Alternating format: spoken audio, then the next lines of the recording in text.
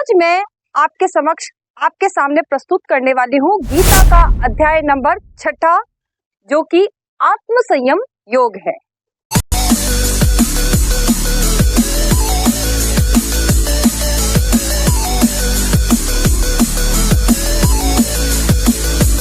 Hello guys, welcome to my class learning legacy.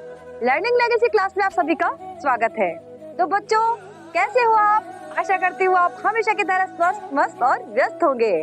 तो बच्चों, आज मैं आपके समक्ष आपके सामने प्रस्तुत करने वाली हूँ गीता का अध्याय नंबर 6 जो कि आत्म संयम योग है।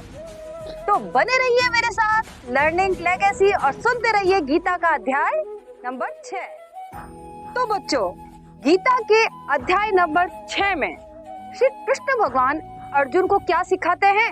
आत्म संयम योग। उन्होंने कर्म योग सिखाया, उन्होंने ज्ञान योग सिखाया। अब आज हम बढ़ चले हैं कहाँ पर?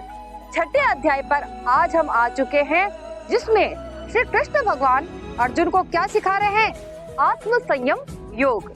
तो आत्म संयम योग में वो श्री कृष्ण भगवान अर्जुन को क्या कहते हैं कि तुझे अपना कर्म करना है और फल की इच्छा को त्यागना है। फल की इच्छा को किए बिना कर्म को करना क्या है? फल की इच्छा किए बिना अपने कर्म को करता जा और अपनी कामनाओं को त्याग दे। तो अर्जुन कहता है कि फल की इच्छा किए बिना और कामनाओं को त्यागे बिना ये कैसे संभव हो सकता है प्रभु? तो श्री कृष्ण भगवान अर्जुन को समझाते हैं कि ये आत्म संयम योग, या आत्म संयम योग जो है वो उसी के लिए मैं बता रहा हूँ कि जब आत्म संयम योग जब आप करोगे तो सभी इन बातों पे आप कंट्रोल कर पाओगे। तो आत्म संयम योग में भगवान श्री कृष्ण योगी की परिभाषा बताते हैं कि योगी कौन होता है और उसके लक्षण क्या है। अब भगवान श्री कृष्ण अर्जुन से कहते हैं, योगी की परिभाषा बता रहे हैं कि योगी की परिभाषा क्या है? योगी कौन होता है? जो हृदय है, जिसका हृदय निर्मल है, पवित्र है, और जो क्या है, जो अपने दुश्मन का भी क्या करता है? भला चाहता है। वो कौन है? योगी पुरुष है। जो उसका शत्रु है ना, तो भी उसका क्या करना चाहता है? वो भला करना चाहता है। जो सोने में और मिट्टी में कोई भेद नहीं रखता, क्या करता है? अपना कर्म करते हुए फल की इच्छा नहीं करता, तो वो क्या होता है? वो योगी होता है। अब श्री कृष्ण भगवान कहते हैं कि योगी की क्या परिभाषा है? जो हृदय है, जो पवित्र निर्मल हृदय वाला है, जो कभी भी दूसरों के बारे में ईर्ष्या, देश कुछ भी नहीं रखता, और क्या नहीं करता? अपना दुश्मन का भी क्या चाहता है? वो भला चाहता है। ऐसा पवित्र हृदय वाला क्या कहलाता है? योगी कहलाता है। जो मिट्टी को भी एक समझे, सोना को भी एक समझे। अब सोना तो बहुमूल्य चीज है, और आप सोचते होंगे कि यार सोना और मिट्टी को एक कैसे तोल सकते हैं। लेकिन जब आप योग की स्थिति में जाओगे, जब आप संन्यास योग को समझोगे, तब आप समझोगे कि सोना और मिट्टी योगी के लिए एक चीज क्यों है। तो श्री कृष्ण भगवान आगे समझाएंगे कि योगी उन दोनों को एक क्यों मानता है, और तू भी एक क्यों मानने लगेगा, सोना और मिट्टी। तो आगे हम समझते हैं योगी के बारे में कि योगी कैसा होता है। अब श्री कृष्ण भगवान अर्जुन को कहते हैं, अर्जुन कहता है कि हे श्री कृष्ण भगवान, ये सब कैसे पॉसिबल है? कैसे मैं अपनी इच्छाओं पर काबू रख सकता हूँ? कैसे मैं अपनी कामनाओं पर काबू रख सकता हूँ? मैं तो क्या हूँ? एक गृहस्थ हूँ, और क्या हूँ? मैं एक परिवार में उलझा हुआ व्यक्ति हूँ। तो मैं कैसे अपनी चीजों पर कंट्रोल कर पाता हूँ? कैसे अपने मोह को वश में करूँ? मैं कैसे सब चीजों को कंट्रोल करूँ, और कैसे मैं किस प्रकार योगी बनूं? तो श्री कृष्ण भगवान कहते हैं, हे अर्जुन, योगी पुरुष क्या करते हैं? योगी पुरुष अपनी इंद्रियों को वश में करते हैं, अपने मन को कंट्रोल में करके फिर क्या करते हैं? अपनी इंद्रियों को, मन को कंट्रोल करके क्या करते हैं? वो ध्यान करते हैं। क्या करते हैं? वो ध्यान करते हैं। अब श्री कृष्ण भगवान अर्जुन को क्या बताते हैं? ध्यान बताते हैं कि ध्यान कैसे किया जाता है और ध्यान में कैसे बैठा जाता है। अब श्री कृष्ण भगवान अर्जुन को कहते हैं कि योग में जाने के लिए क्या करना चाहिए? अपने को ध्यान करना चाहिए। ध्यान यानी मेडिटेशन। आप सब जानते हो कि मेडिटेशन किसे कहते हैं, ध्यान किसे कहते हैं, योग किसे कहते हैं, प्राणायाम किसे कहते हैं। लेकिन फिर भी मैं डिस्क्राइब करती हूँ कि ध्यान की अवस्था योग जब करते हैं तो हमें ध्यान की अवस्था श्री कृष्ण भगवान ने क्या बताया है कि जब हम ध्यान की अवस्था में जाते हैं, मेडिटेशन की अवस्था में जाते हैं, तो हमें क्या करना होगा? सबसे पहले एक साफ सुथरी जमीन पर, सबसे पहले क्या करना होगा? हमें साफ सुथरी जमीन पर एक स्वच्छ आसन। अब पहले तो क्या होता था, मृग की छाल, कुशा के आसन, ये सब होते थे, लेकिन आज के जमाने में तो ये नहीं है ना। तो आज के जमाने में अपन क्या कर सकते हैं? एक स्वच्छ आसन ले सकते हैं। एक स्वच्छ आसन लेकर उसमें क्या करना है आपने को? उसके ऊपर बैठना है। फिर श्री कृष्ण भगवान हमें बताते हैं कि हमें सीधा गर्दन को सीधा रख के, गले को सीधा रख के, एकदम नासिका जो है हमारी नाक के अग्रभाग पर क्या करनी है? हमें नजर रखनी है। नासिका के अग्रभाग पर, यानी नाक के अग्रभाग पर हमें क्या करनी है? अपनी नजर रखनी है। और क्या करना है हमें?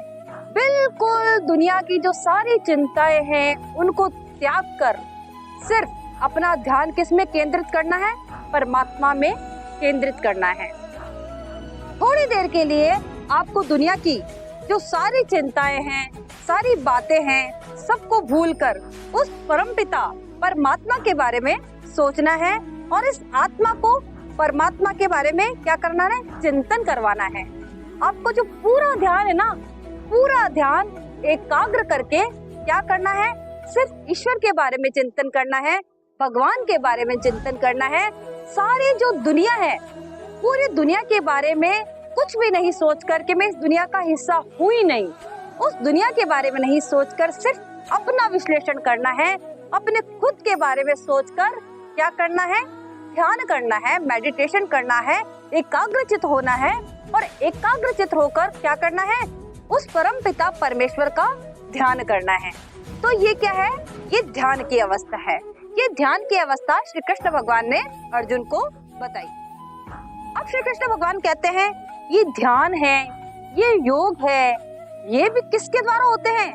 ना तो ज्यादा खाने वालों का होता है, ना ही ज्यादा सोने वालों का, ना ज्यादा पहनने वालों का।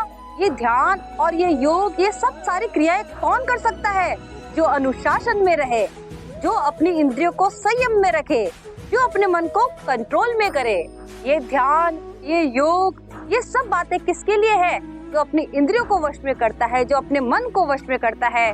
जो बहुत ज्यादा खाने वाला है उससे भी योग नहीं होता, जो कम खाने वाला है उससे भी योग नहीं होता। तो भगवान श्री कृष्ण क्या कहते हैं? अति सर्वत्र वर्ज्यते, यानी जो बहुत ज्यादा खाना खाता है तो उससे भी योग नहीं होता, और जो कम खाना खाता है तो उससे भी योग नहीं होता। तो अपने शरीर को बैलेंस में लाने के लिए हमें जितना हमारे शरीर को चाहिए उतना खाना पड़ेगा, जितना हमारे शरीर को सोने की आवश्यकता है उतनी नींद भी लेनी पड़ेगी, जितने हमारे शरीर को पोषण की आवश्यकता है उतना पोषण भी देना पड़ेगा। तो ना तो ज्यादा खाने वाले का, ना ज्यादा सोने वाले का। तो जो अनुशासन से चलता है, जो ये समझता है कि मेरे शरीर को कितने पोषण की आवश्यकता है, कितने सोने की आवश्यकता है, और कितना कर्म करने की आवश्यकता है, कितना कार्य करने की आवश्यकता है, उससे ये योग और उससे ये ध्यान होता है, उससे ये संभव होता है। तो तुझे भी ध्यान करने के लिए, योग करने के लिए क्या करना होगा? अपने मन को वश में करके, अपने इंद्रियों को वश में करके, क्योंकि मन हमारा क्या होता है? बहुत चंचल होता है। ये ध्यान करते करते भी क्या करता है? ये दुनियादारी की बातों में चला जाता है। अरे उधर स्पीकर चल रहा है, कितना अच्छा गाना चल रहा है, थोड़ा देख के आते हैं, करके आते हैं, मेडिटेशन तो कल कर लेंगे। नहीं, लेकिन यदि आप ध्यान की अवस्था में बैठे हो तो पूरे एकाग्रचित होकर क्या करो? ध्यान करो। जब तो हम क्या करते हैं? स्कूल में सबसे पहले क्या कराते हैं? प्रेयर कराते हैं, ताकि बच्चा क्या है, जो घर के वातावरण को जो छोड़ के आया है तो उसके घर की बातें दिमाग में ना चले। तो सुबह सुबह क्या करवाते हैं हम? बच्चे से प्रेयर करवाते हैं, ताकि वो बच्चा क्या करे? वो घर की बातों को, दुनियादारी की बातों को थोड़ा भूले। फिर क्या करते हैं हम? प्रेयर करवा के फिर हम सब्जेक्ट नंबर 1, सब्जेक्ट नंबर 2, धीरे धीरे हम सब्जेक्ट में घुसाते जाते हैं उसको। तो क्या करना चाहिए अपने को भी?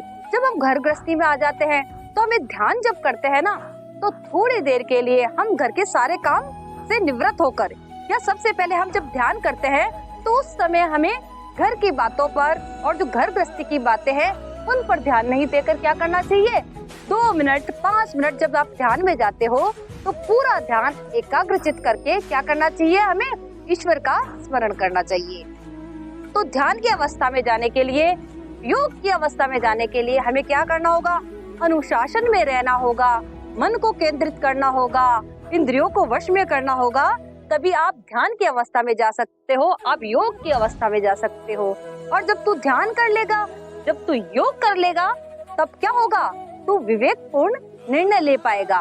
जो तेरा विवेक है ना, वो आज जब अर्जुन कह रहा है ना श्री कृष्ण भगवान से कि मैं तो मोह में फंस गया हूँ, मैं किस में फंस गया हूँ, अपनी माया में फंस चुका हूँ, मैं अपने परिवार और रिश्तेदारों के क्या मोह में आ रहा हूँ, बंधन में आ रहा हूँ। जब तू योग और ध्यान और ये सब इंद्रियों को जब वश में कर लेगा, जब तू मन को एकाग्र कर लेगा, तब ऐसी बातें नहीं करेगा। तू विवेकपूर्ण बातें करेगा कि मैं क्या करने वाला हूँ, सब जो करवाने वाला है वो ईश्वर है, वो परमात्मा है, मैं तो सिर्फ एक माध्यम हूँ। तब योग और ध्यान के द्वारा तू अपने मन को वश में कर, मन को कंट्रोल में कर। यदि तू योग करेगा, जब ध्यान करेगा, तो क्या होगा, निरंतर अभ्यास से एक दिन में ये चीजें पॉसिबल होने वाली नहीं है। भगवान श्री कृष्ण कहते हैं कि ये चीज एक ही दिन में तू सीखने वाला नहीं है और कोई भी नहीं सीख सकता, एक दिन में तो कोई भी नहीं सीख सकता। तो भगवान श्री कृष्ण क्या कहते हैं, निरंतर प्रयास के कारण ये सारी चीजें आ जाती है और उस चीज में आप क्या हो जाते हो, कुशल हो जाते हो। जब आप निरंतर ये चीजें करते रहते हो, योग करते रहते हो, क्या करते हो, अभ्यास करते रहते हो, योग का अभ्यास जब आप निरंतर करते रहोगे तो धीरे धीरे धीरे धीरे आप में क्या आएगी, कुशलता आएगी, आप में वो कुशलता आएगी। और फिर आप क्या करोगे, आपका विवेक जो होगा वो क्या होगा, सारे निर्णय लेने में सक्षम होगा। तब उसमें क्या होगा, ना तो किसी के प्रति ममता रहेगी, ना आसक्ति रहेगी, और सारी जो संचय करने की जो भावना है आप में, संचय की भावना को भी आप त्याग दोगे। आसक्ति और मोह ये सब त्याग के अपनी इंद्रियों को आप वश में कर लोगे। तो अर्जुन, तू चिंता मत कर, तू किसी प्रकार की चिंता को त्याग कर, तू निरंतर अभ्यास कर। क्या कर, निरंतर अभ्यास के कारण तेरे कार्य में क्या आएगी, कुशलता आएगी। तभी तो हम कहते हैं ना, प्रैक्टिस मैक्स मैन परफेक्ट। तो आपको क्या करना चाहिए, आपको भी, आप किसी भी अवस्था में हो, चाहे आप एग्जाम दे रहे हो, किसी का कॉलेज का एग्जाम दे रहे हो, कंपटीशन का एग्जाम दे रहे हो, तो क्या करो, आप योग करो, प्राणायाम करो, प्रैक्टिस करो। फिर मन को एकाग्र करके, जब हम पढ़ते हैं तब भी हम क्या कहते हैं आपसे कि बच्चों एकाग्र होकर कॉन्सेंट्रेशन से अपने चैप्टर को पढ़ो। तो एकाग्रचित होने की तो अवस्था हमें सब में चाहिए, चाहे पढ़ाई हो, चाहे घर का काम हो, चाहे कोई भी अवस्था हो, तो हमें एकाग्रचित तो होना ही पड़ता है। तो योग हमारे जीवन का कितना बड़ा हिस्सा है, ये श्री कृष्ण भगवान ने हमें बताया है कि योग के बिना इस जीवन को जीना संभव नहीं है। तो योग हमारे जीवन का बहुत इम्पोर्टेंट हिस्सा है। ये अर्जुन के लिए भी जरूरी था, तो हमारे जीवन के लिए भी बहुत जरूरी है। तो बच्चों, आज हमने अध्याय 6 समाप्त कर लिया है। तो कैसा लगा बच्चों आपको अध्याय 6? आशा करती हूँ आपको समझ में आने लगा होगा। और यदि आपको समझ में आए, यदि आपको अच्छा लगे, तो आप क्या करोगे, like, share, subscribe and comment जरूर करोगे।